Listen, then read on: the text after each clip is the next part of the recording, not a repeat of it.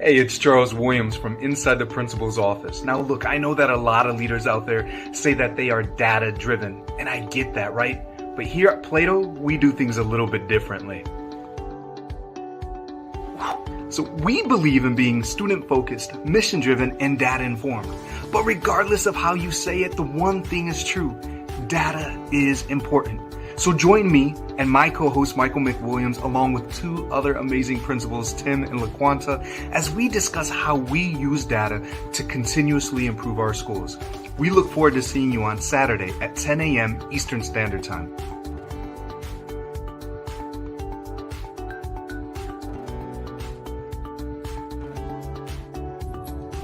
Hey there, I'm Michael McWilliams, the co-host of School Rubric Show Inside the Principal's Office. And I am here surrounded by stories.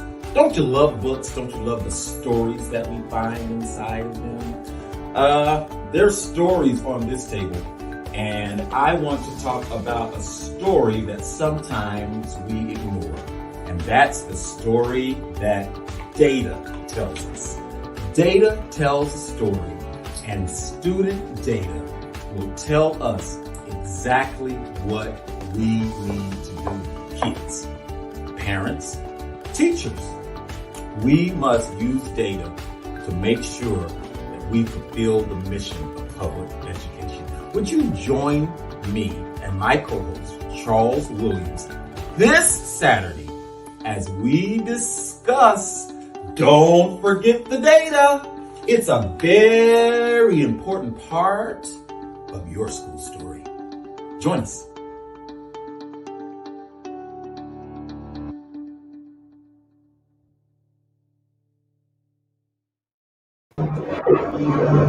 Good morning. How's everybody doing today? Welcome to another episode of Inside the Principal's Office. And guess what? It's May 1st. You know what May 1st is, don't you? You know Tim. You know Dr. Nelson? Yes. Thank you, Deborah Howard.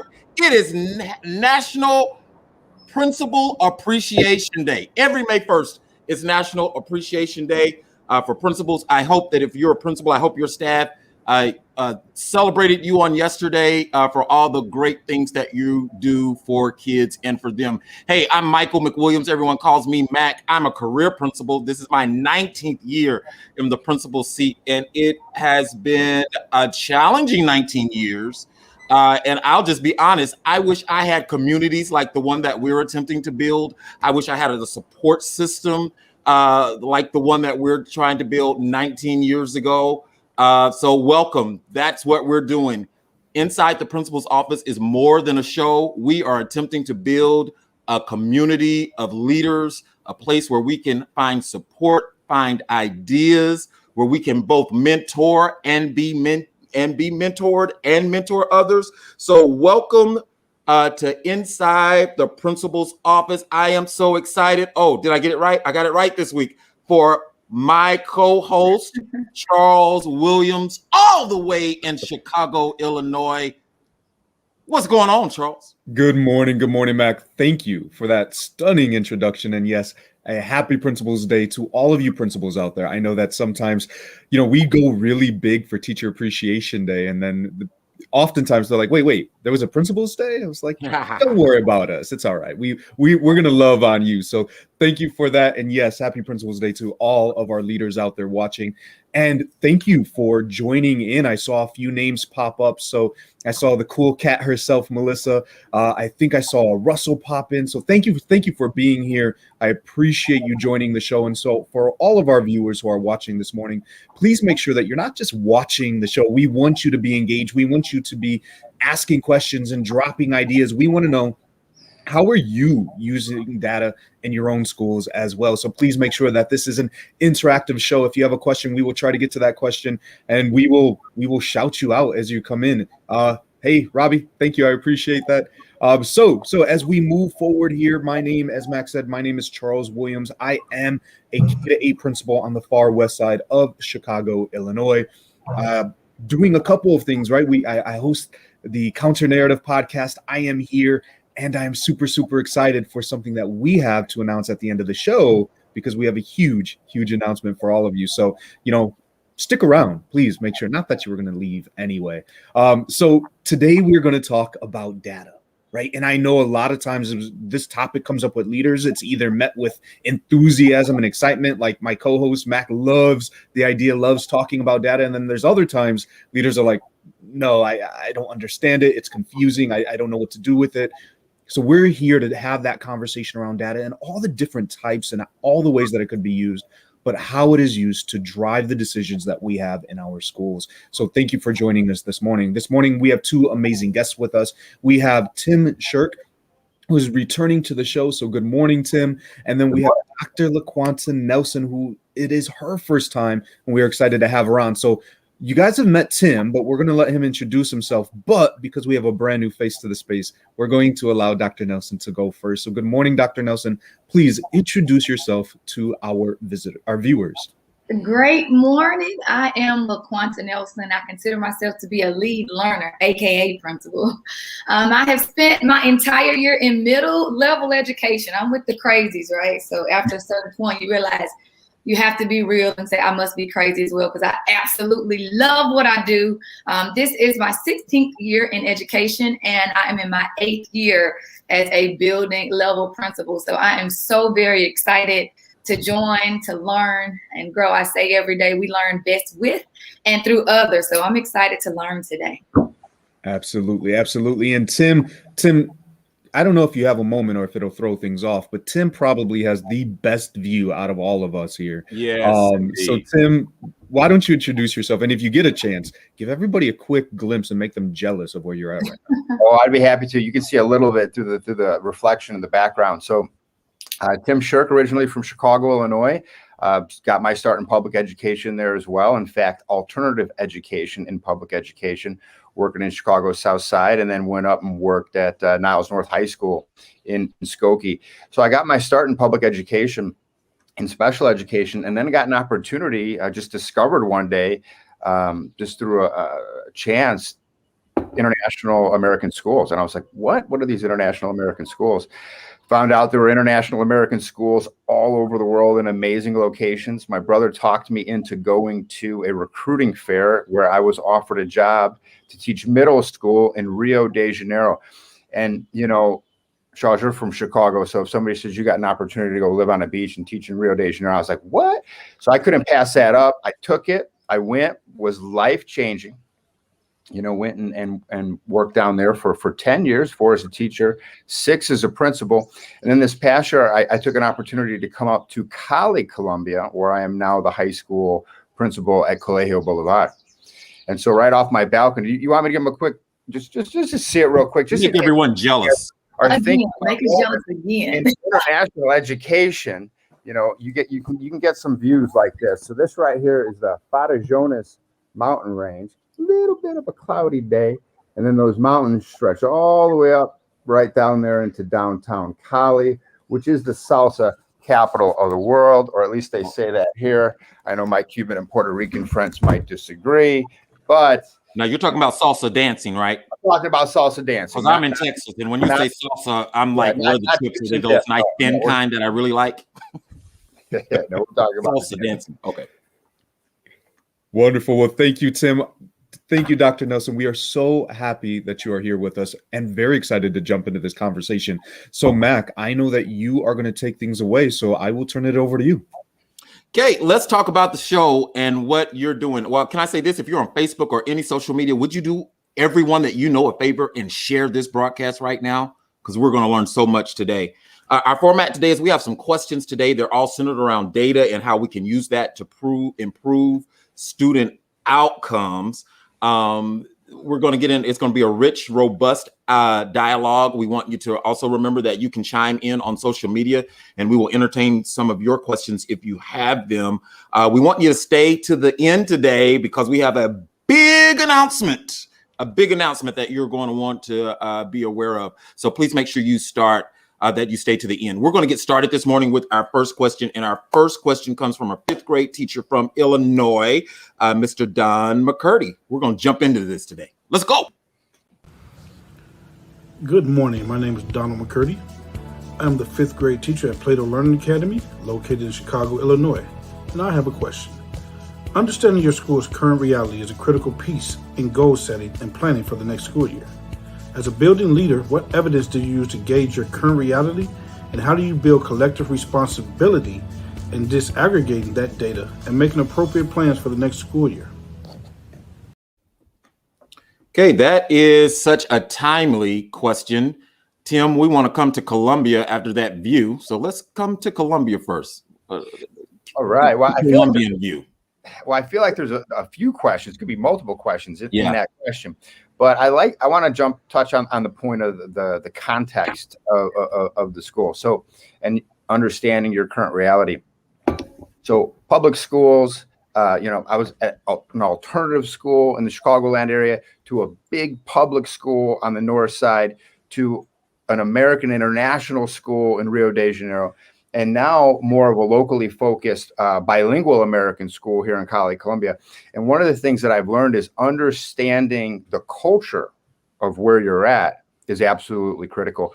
And if you move forward too quickly with different types of practices, in a way, and they can be very sound, and the processes and the practices can be very sound, but if you do it in a way that isn't attentive to and understands the culture that you're in, you can go astray. So I think understanding your culture is key. Now I'm my first year as a principal, and if you've ever taken over a principalship at a new school, that first year there's a lot of learning there, and you really got to come in very respectful as a learner, and you got to really understand and learn, where is the school at, appreciate where they're at, appreciate where they've been, what they've done, and it's really about understanding and learning your people and your culture. So where our school is at right now in terms of how we're using data is probably very different from the schools where you're at, especially in public schools in the United States. And even at from teacher to teacher, classroom to classroom, it's quite a bit different. So what I'm in relationship to understanding our current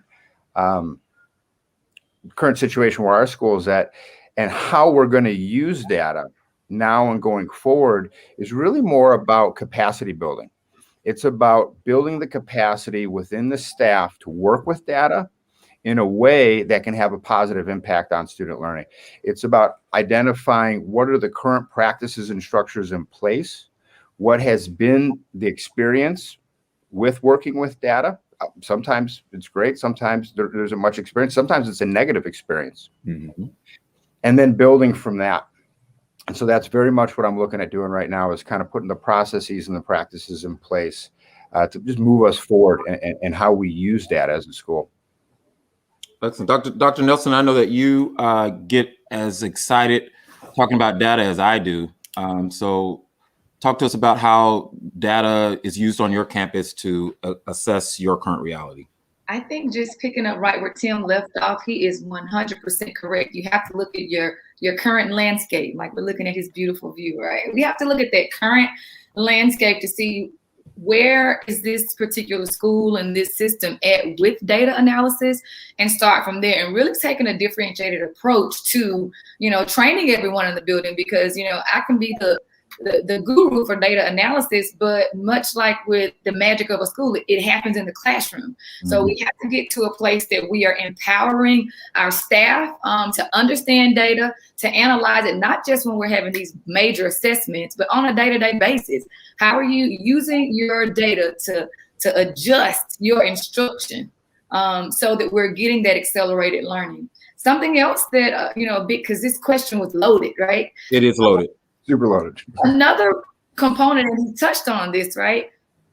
So collective efficacy. It's like, how do you get this collective responsibility? You get it through collective efficacy. And, we know that through John Hattie's work that has an amazing effect size on student outcomes. And so in the process of building capacity with data analysis, how do we get people to see that whatever our goal is, as a team, we've got to believe in each other and our ability to accomplish whatever the goal is that we're setting. So again, and I keep it simple. I think it's important to keep it simple regardless of where the culture is with data analysis. I'm a music lover, much like you, Matt. We have that in common. One of Michael Jackson's, the ABC, right? We keep it as simple as 1, 2, 3. It is legit. We have to look at it that way. And so for our school, we look at attendance, A, B, behavior, and C, course performance. That's, our curriculum, that's our literacy, that's our state assessments, and then behavior. People think I'm crazy, but I'm going to figure it out. And hopefully through this network, somebody might already have it. I want a kind meter. A lot of times in schools, we look at just the behavior piece as a negative, but no, how do we gauge the behaviors that we want to see, the flip side, the positive of it? So y'all help me figure out a kindness meter. I'm working on that. Yeah, and I think we'll have a conversation because I think that we have some things going on that I could share with you. But I want to talk about some of the things that I see in the chat because we have a lot of things. William Conrad, I see you. How do we link student data with professional practices? And Deborah Howard, you said something very, very poignant as well, that data tells us what to do. It's an opportunity to find out where we are and where we need to focus. And that's the thing that I look at, that collective responsibility. The way that we use data on our campus is, number one, I tell teachers on our campus that you come in every day with 2 hats and you have to learn how to juggle them. You're a teacher, but you're also a learner.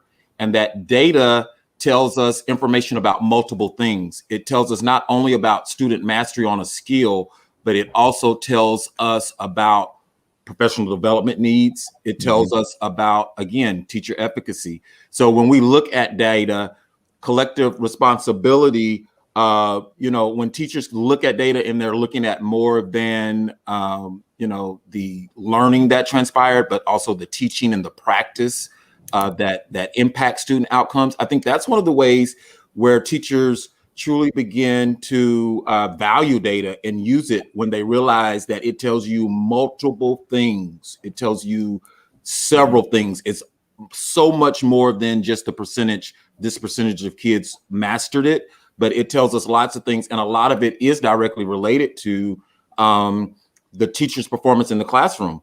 If you're looking at cognitive formative assessments and there are 6 classes across a grade level and you have 4 that rocked it out and 2 that didn't, well, that's a good conversation in a collaborative meeting to talk about this unit plan that we wrote. How was it delivered differently here than the other 4? And teachers value that because everybody wants to be on a winning team and everybody wants to pull their weight for the most part. So when I can look at that and see that there's something that maybe I can improve or something that I need to study, teachers are more apt to use data. Mac, I'm glad that you said that, the way that I can improve, right? Because when Dr. Nelson mentioned Michael Jackson, I immediately thought about Man in the Mirror, right? Like that's where I was going with that. Like, let's do reflective practices and really figure out, because a lot of times I think, right, when we think data, we're thinking this is about student performance. But what we really have to realize, it's a story about what we're doing. Right. Like that. And that is a hard pill to swallow for a lot of people because it's like, well, 70% of our students are underperforming. What does that mean? Right. That means that we as a school need to fix some things because that's not just students. And so the other thing that I really wanted to touch on, and I loved your intro video. I keep telling you, I got to step my game up. But you talked about stories. Yeah. And there's a lot of people who can crunch numbers, who can rip apart numbers and create these beautiful graphs and charts and, all of this stuff. And that's great to see. But can we tell the story behind those numbers? Right? Can we really understand what's happening within our buildings, what's happening in our classrooms, what's happening with our students to be able to tell the story that's behind that data? And I really think that is super important as we talked about building that collective efficacy, right? Being able to have teachers understand what is happening so that way it's not just one person, right? I know a lot of times we as educational leaders, we deliver the data and here's the data and this is what it means. And it shouldn't be us doing that, right? It should be that collective conversation. What do you see? What does this mean? What can we do about it? So yeah, you all brought up some amazing points. Yeah, and if I could say one other thing, because you used the word conversation, and that's one of my things. We have to constantly we can't have data meetings. You have a data meeting to talk about data, but we need to be talking about it daily, because we should be doing formative assessments daily. And as a leader, I think one of the things that we can do to bring this culture in our campus is use STEMs. You know, when you talk about a decision, talk about the data that you use to make the decision. Use those STEMs. Data suggests that we should point of inquiry. What pattern do you see? What is data telling us? Data tells us exactly what we need to do in our schools, and we need to make sure that data has a seat at every table and is a part of every dialogue that we have, because data tells us what to do if we'll listen to her.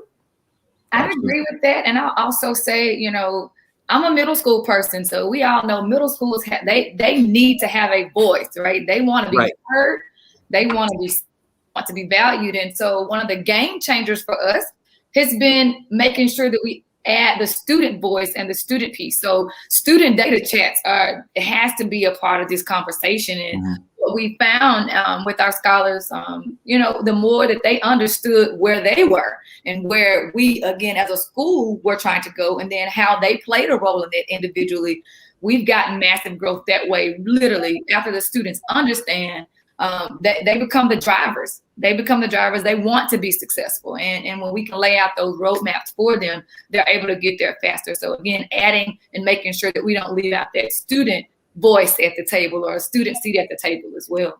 Right. In the chat, Jaria Diggs, who is a principal, in her comment, she said something about teachers looking at data and asking teachers what is their individual next step.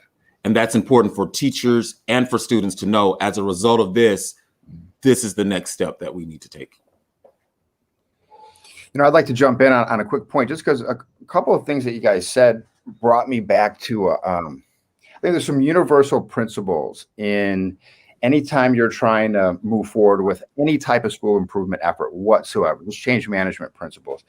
And so often teachers have experienced superficial change. It doesn't matter what it is, whether it's we're going to do PLC, we're going to do data, we're going to do understanding by design. We're going to do whatever the flavor of the month is, and we're going to do it in this way that's it's a checkbox exercise. You know, we could say that we did it. Did it really impact practice? Did it really impact learning? Probably not. And then what was that teacher experience? You got teachers going, well, there we go. We had our time wasted again. There we go. We had our time wasted again. And what's the one thing that any educator, principal, teacher, anybody will complain about is just we don't have enough time. So one of the things that I look at when we're talking about data is I try to set the table. I'm like, first and foremost, my teachers cannot walk out of this, away from this, thinking that this was a waste of their time.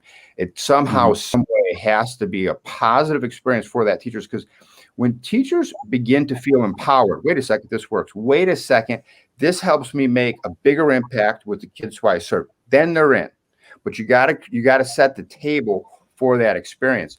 And I had my first years working with data. That was very much the experience. As a teacher, as an administrator, there was a lot of teachers walking away from that feeling like, wow, we got our time wasted again. But when the table gets set right, when the conditions are set right, and when teachers and even better, teams of teachers, when there's a light bulb that goes off, when there's like, wait a second, that is interesting. Did you find this? Yeah, I found this. What do you think about this? Why? And then boom, then all these conversations jump off of that are about teaching and learning. And I've seen the best conversations about teaching and learning take place as just chain reaction events that followed teams looking at data together. And then if there is that experience where this is worth my time, this is worthwhile, you can start building that data culture where now it's not something that we're doing as a compliance exercise. This is something that we're doing because it empowers us to make an impact. Absolutely. I mean, I don't know about you guys, but this is only on question number 1. And we still have another question. I mean, some tremendous conversation. I'm sure Mac's notebook is getting filled up already. It is. I'm saying, I'm looking at this timer and I'm like, dang, this could be a 2-hour conversation. So before we jump into question number 2, I just want to remind everybody, please make sure that you continue these conversations. Please make sure that you connect with us by joining our Facebook group. We would love for you to be in that space. We would love to hear your questions, for you to dive into conversations, to share your ideas. Again, this is not a one-way avenue. We want to connect, to collaborate with you. So please make sure that you join our Facebook group. Now, we are about to launch into question number 2, which comes from Courtney Evans, an assistant principal down in Texas. Let's hear what Courtney has to say. Hi, Courtney Evans, assistant principal in Louisville ISD. Data tells us what we should do next. What systems have you developed on your campus to monitor student growth and progress and develop a culture of data-based decision-making with your teachers and other stakeholders? Can you provide some examples of creating systems around data and bringing your community along? Another amazing question. I know it feels like maybe we touched on a little bit of this already about bringing that community, right? Because again, data should not happen in isolation, right? These discussions and conversations. So we are going to jump off. Dr. Nelson, I'm curious to hear what your thoughts are with this question. I believe in scoreboards. I'll say it loud and clear. Scoreboards help us win the game. You can't win a game if you don't know your score, right? And so in our building, we literally, you see goals posted. You see our current stats posted on grade levels overall for the school. And again, we keep it about the ABCs, right? And there are times that I will even do a blitz, right? So if we're focusing as a school on a particular instructional strategy, or we're focusing on, for example, it's important that the scholars know their learning goals, right? Back to the research. The research is clear that they don't get there if they don't know what they're supposed to be doing. So I'll get a team of teachers, because again, it's about collective empowerment and collective efficacy. I'll get a team of teachers together and we'll do what I call a blitz, right? So we say, all right, you go to teacher A, B, and C on this hall. I'm going to teacher Q, T, R on this hall. And we're asking the scholars, for example, if it's the learning goal, you're asking scholars, what are the learning goals? We're quantifying it, right? 3 out of 3 know it. Then we transfer that into a percentage. Literally, I call it a blitz. We go, we do it, we come back, we stand up in the middle of the hall, and on a big whiteboard, I literally write it out. We'll do that for the day. And you will see, because the kids see it, the adults see it walking by. First period, it might be 65, 70, right? But by the end of the day, it's at 95 and 100 because everybody's watching the scoreboard. And if it's the name of the game is a learning goal for the day, we do that. And so that's just one example of how using a scoreboard really can help people see how to win the game. And even with my own child, right? He's just now getting into gaming. You would think you're losing 1,000 times, right? He keeps going back. Well, mama, my score was a little better this time. And I realized if I tweak this, I'll get it next time. And so again, it's that whole concept. As long as you know where you're going and your current stats, I can keep pushing because I can see, everybody wants to win. And after you see a little bit of growth, I'm willing to put in more effort. Scoreboard. I think that is so powerful because I think that traditionally in our schools, when we think about data, however you pronounce it, when we think about data, it is always so staff related, principal and teachers having collaboration meetings. But I think that is so powerful that kids need to know where I am, where I'm going, where I am, and what I need to do to close the gap. And we have to bring kids into the conversation, and we have to make them accountable and teach those learning characteristics that they need. Kids need access to data, and that is powerful. And I'm thinking in my mind right now of a way for a school-wide system, because I've not done it that way, but that is powerful, Dr. Nelson. Thank you. Absolutely. And Tim, I'm curious to hear your thoughts on this question. So many thoughts on this question. I'm trying to figure out what exactly do I want to focus on this question. But I want to touch on something that Mac said, because, Mac, we got to talk offline because you got a lot. You always say stuff that I got to follow up on that. But you talked about common formative assessments. And I think common formative assessments are huge, can be so huge. But I want to talk maybe a little bit about setting the table so that you can engage in the continuous improvement process at a way that's going to empower teachers and going to empower students. Because you can engage in that continuous process. Let's set goals, and let's at the end of the semester see what we did in a superficial way, or you could do it in a way that really impacts. The way that I think it will really impact learning is if you have developed, teacher developed, common formative assessments that are measuring your curricular learning outcomes on your power standards at different proficiency levels. So in other words, you are now generating valid and reliable data within the classroom. If you got a situation where you don't have valid and reliable data in the classroom, or if you're looking at valid and reliable data, but it's external, it's from the MAP test, it's from the F&P, it's from the WIDA, that's somebody else's data. That's not actually your data. But when you actually get a team of teachers to say, okay, here's the things that matter the most in our curriculum, here's where we're going to make our stand, and then we're going to go through a process of work and unpacking these standards and our learning progressions. And we're really going to get clear at what proficiency looks like at these different levels. Now we're clear. I mean, yes, we want students to really understand where they're trying to get to, but teachers got to understand where they're trying to get to even before the student does. Right. So if that gets clear, now you could develop assessment tools that allow you to really figure out where the learners are at in their learning, kid by kid, skill by skill, standard by standard, different proficiency levels. And then once you get to that point, now you've set the table. Now you can do so much. Then it's just a matter of having some basic symbols in place to collect that data, harvest that data. You set your teams up with the times, the practices, the structures to look at that data. And when they see the results to their students' learning on the assessments that they themselves created, those conversations are amazing.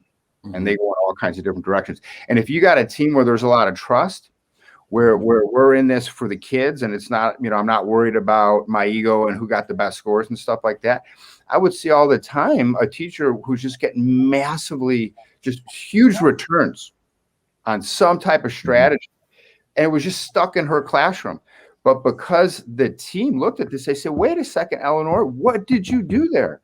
Oh, well, Eleanor was doing this. Now the whole team went out and started doing this, and bam, there went up the scores for the whole team. Right. Absolutely. Tim, I have to say that I love this idea that you brought forth of, allowing teachers to own the data, right? It's the data from my classroom, because I think you're right. So often we're worried about the data that's going to appear on kind of that end of year, high stakes, district mandated, standardized assessment, right? And that's what we're shooting for. But along the way, like, let's just say, like, this is my data, right, in my classroom. And I don't know if he's watching right now, but Tony, if you're out there, one of my good friends, supervisor, mentor, Tony, years ago, and I mean, this was way before I even really understood all of this.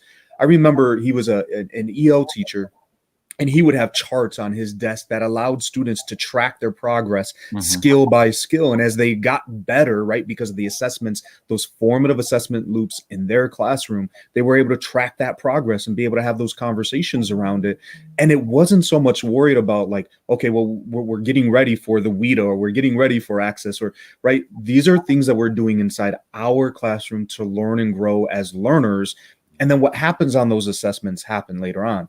And I get it. It's really easy to say that these are systems that should be there, because I think all of us as principals know that we are then held accountable to some score, or to some metric or something like that. But we really have to be able to step away from that and say, what's best? I'll be honest, and I don't know where people are. I love the fact that in this pandemic, we've paused it, right? This is year number 2 for us that we haven't done those assessments. And the amount of learning that has happened, because we're not worried about that other thing at the end. We're focused on the here, the now, into our data. So, Tim, I love the fact that you said that. It's ours, right? It's our data.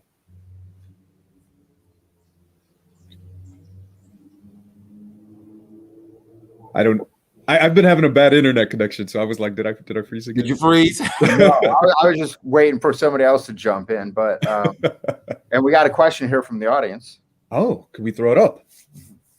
Let's see here. So it looks like it says, do you collect student survey data? Great question. After every class about student perceptions about whether the lesson was engaging, aligned with real world application, non-racist, and focused on content that is important for students to learn? This is a great question. Do you guys do this in your school? Is there spaces for students to consistently give feedback to their teachers about the lessons and the stuff that they are learning? I would love to hear. So that's not something that we consistently do with that. I mean, we do have multiple surveys to it, but they cover, for example, all classes. It doesn't zone into the individual teacher. And I'm looking at this and I'm writing this down on my board because I think that's, again, very important. Teachers do get the feedback, but it's more informal versus that true survey. We have, for example, a student leader advisory board for our school where students do come in and they give us that feedback. But again, that's only a certain percentage of scholars, that get to come in. And so I'm loving that to zone it down per class. Because again, we do one for the entire year, right? That covers all 7 classes. My scholars take 7 classes, but to zone in per teacher would be amazing. So I'm going to add that to my list. Thank you to that viewer. Thank you. Excellent. That is an excellent question. And I wrote that in my journal because we survey parents and it's a formal survey, but that's not something that we do with kids. Of course, I'm K through 5. So a survey would look really different. But again, I think the more data sources you have, the better your school is, because if you use it to not just to take a temperature, but if you do something like you have a fever, so I'm going to give you Tylenol. If you do the dipstick and then have behaviors aligned to it, I think it's very powerful. And I think that have the better. We did have a question for you, Dr. Nelson. On your staff, who participates in the Blitz to collect that data? Who do you use on your Blitz to collect data? Everybody. Everybody gets to. So, there are times where I'll just focus and get the SLT, the school leadership team, to do one focused on something. But there are times when by grade level on their plan time, we come to the atrium, we huddle and we go, and then we come back, right? So excellent. Everybody needs to see, because this is one of the most, and all of us we remember when you went from being a teacher to assistant principal, my mind was blown, right? I just had this idea that everybody's classroom ran like mine. Boy, was I wrong. I was so wrong, right? So I was shocked. Just like, oh, wait, that's what wrong. You got a goose egg on that one, girl. That's what happened. So, we've had to develop trust. Yes. We really had to develop looking at everyone with the best intentions and knowing that we're here to support the team and nobody's here to hurt anybody, so that people can drop those walls, because we're coming in each other's classroom. We're coming in with the intent to learn and to grow, because all of us do something amazing. So we all can learn from each other's amazingness. And as a school, the students, they benefit from it. They benefit academically, socially, and emotionally when we're willing to look at the data realistically, like you said, and own it. Right. And own it. But then how do we grow from where we are to what we know we need to do? And so the other thing that with the data, the survey, I really believe that having both the qualitative and that quantitative piece together gives you a 360 view. And so I think when you really have a 360 view, you can come up with the best solutions to whatever our issues are in a school. Thank you. We're going to move on. This has been, I think we need a part 2 of this discussion. This is like up my alley this morning. We're going to move on to the final section of our show, and that's the section that we call Ideas That Stick. We want to support each other, and we want our behaviors to change as a result of this time that we spend together. So Ideas That Stick, we want practical, actionable steps for school leaders. And today we want to ask the question, what data points will you look at differently as a result of today's show? We're going to answer, but if you're online, I want you to drop in the chat wherever you're watching us, whatever platform. Would you drop in the chat? We want you to answer this question as well. My idea that sticks today is this. We need to dialogue about data daily. That's my big idea today, is to dialogue about data daily and to be very intentional in my conversation. Data suggests the pattern I see, but we need to talk about data every day. So I don't think it's just one data source that I'll look at differently. I think that I will continue to look at data, but I commit in the final 19 days of our school year, I commit to every single day talking about data in a very intentional way, not just with teachers, but with staff members, with parents, with kids, highlighting the fact that data is very important and used on our campus. Let's see, Tim. So I have learning takes place in the classroom. And here, actually, I wasn't referring to student learning. I am referring to student learning, but through professional learning. So what I believe is that teachers do their learning in their classrooms. Mhm. You know, they can go to seminars, they can participate good. in different meetings, but it's in their classrooms where they do their learning, when they apply what they're learning. And what I would like teachers, everybody to kind of realize is, what is data? Data is information. Data is information that we could use and turn it into knowledge. And then that can empower us to improve our practice and to drive teaching and learning. And the other thing, when it comes to learning takes place in the classroom, you know, a lot of times I participated in a lot of different types of data walks, things like that, in boardrooms, you know, where you're explaining some high level numbers to the board or with your school leadership team. But, you know, it's all for naught if what you're doing is not impacting individual practices within the classroom, because it's right there, that interaction between teachers and students and between students. It has to have an impact there. And so what I really want to encourage teachers to do, and even more so principals to do, is to create that fertile ground, put those conditions and create the conditions that are going to allow teachers to learn from their practice, to learn from student learning outcomes, to identify what's working, and to make sure that those things spread, and then identify when things aren't working and look for things that are. Excellent. Dr. Nelson, what's your idea that sticks today? I go back to school boards. You know, education is a game that we can't afford to lose, right? Right. It's one that we absolutely can't afford to lose. And so school boards help us win the game. They will help us win the game. So I think that it's important that everyone knows the goals, academically, socially, and emotionally, that everyone knows how we're doing currently, and that everyone knows, you know, how far we from the bar and what do we need to do to get there. So definitely school boards. I also am in love with this zoning it down to the class level survey. So I'm definitely going to walk away, and I have time to make that happen before the end of the year. Something else that Mr. Tim has been saying all day is, you know, setting the table. I'm going to start using that every day. Are we setting the table for success around here? Come on, table.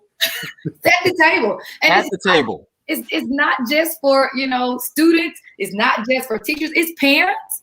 It's the cafeteria workers, because the bus drivers, because everyone in the system has to understand that they have an impact on our academic, our attendance rather, our B's, our behavior, and C, our course performance, which is, you know, how are we doing with the learning. And because learning should be visible, so should our progress.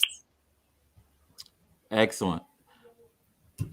I'm sorry, I was just setting my table really quick. Yeah, and you know what song is in my head right now, don't you, Dr. Nelson? Because you're a musician, and you know Richard Smallwood is singing in my head right now. Come on with it.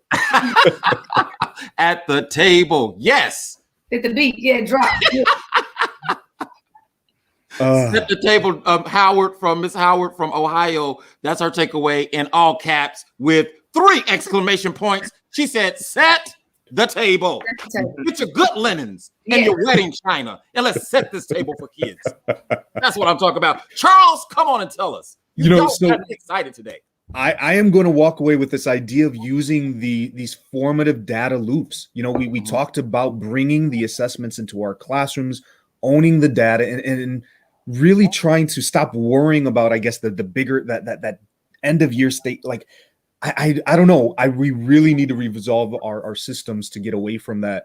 You know, this idea that it's all about that test at the end of the year. Those formative data loops allows us to see where we're at, where we're going. It is our, as we said in question 1, our current reality. We always need to know where we're at so we know where we're going. And so that is, for me, one of the biggest things that I've taken from this conversation, but also from this last year and a half of operating in a pandemic, really relying on those small formative loops. So as we close out ideas that stick, Tim, Dr. Nelson, I just want to say thank you so much for being on the show.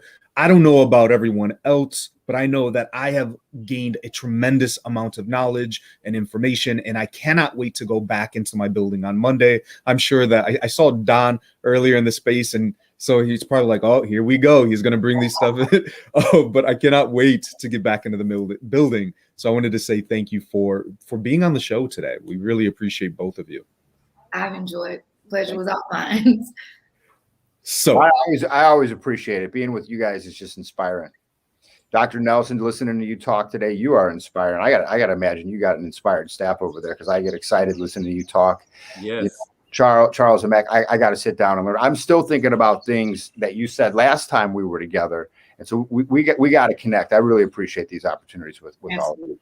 Well, Tim, speaking of connecting, now I know you're all the way down in Columbia, but we would love for you to join us anyway. But we've been teasing this idea of a huge announcement, and this. We told you last time to make sure you join us this time, because today's the details, right? Today, we are going to bring it to you. So yes, at the end of July, we want you, yes, you and you and you and you, to join us in Dallas for a live in-person, no Zoom, no Google Meets. I mean, like face-to-face, well, right, six feet apart, right? But yes, face-to-face in-person meetup. We want you to be there. We are looking forward to seeing you. So we have some points that we want to bring up. And so, Mac, I'm going to turn it over to you, but I hope that you're able to join us in Dallas at the end of July, just to show you my tickets are already purchased. I will be there. We are committed to this thing. So I hope to see you there as well. This principal meetup is going to be the first of many. And I just want to say that I'm entering my week, and I am going to be able to serve kids better as a result of the conversation that I had today. And again, isn't it great to have a space where we can have the level of collaboration and discussion that we've had today? So we invite everyone to the city of Dallas, July 30th and July 31st. We're going to have fun. And we're going to network. We're going to have fun. There's going to be some social aspects, but the meat of the event is going to be on the 31st from 9 to 4. We're going to have a live in the principal's office. We're going to broadcast our show live at 9 Central. But then it's going to flow into the day when we're off camera. It's going to flow into the day where you are going to be able to walk away at the beginning of the year before you start. You're going to have an opportunity to collaborate with principals before the year starts. And you're going to be able to walk away with products. You're going to be able to walk away with ideas, and you're going to be able to walk away with a list of other professionals that are doing the work that you're doing. You're going to walk away with so much. Again, it's the 30th. We're going to have an evening activity that's optional. And I think Dr. Nelson and I, we may put together a daytime shopping trip. We may have to add that. But join me, my co-host Charles Williams. It's only $35. Only $35. If you would make a $35 donation, we're going to give you a free school rubric T-shirt. And I'm going to tell you, your meal, your lunch is going to be provided, snacks, all kinds of things. You don't want to miss this. Follow all of School Rubric's social media platforms so you can get all of the details as they come out. Make an investment in you. Make an investment in you and have your face in the place on July 30th and 31st. Wonderful, wonderful. We hope that you join us there. But of course, we also want to say thank you for joining us here today. If you want some more information, please reach out to us. We will be happy to share more information about the meetup. But for now, we want to say thank you for joining us this morning, this afternoon, this evening, or watching this on a recording afterwards. Have a wonderful, wonderful Saturday, and we will see you all again soon. Take care, everyone. May 15th, meet us back here in the principal's office, and we're talking about building leadership capacity in your building. Bye. Thank you for watching School Rubric on YouTube. Make sure that you like, follow, and subscribe in order to stay looped in on all of our diverse collection of shows, interviews, panels, tutorials, and more from educators around the globe. And visit us at schoolrubric.com for even more great content such as our online articles, Interact magazine, featured podcasts, and more. Thank you.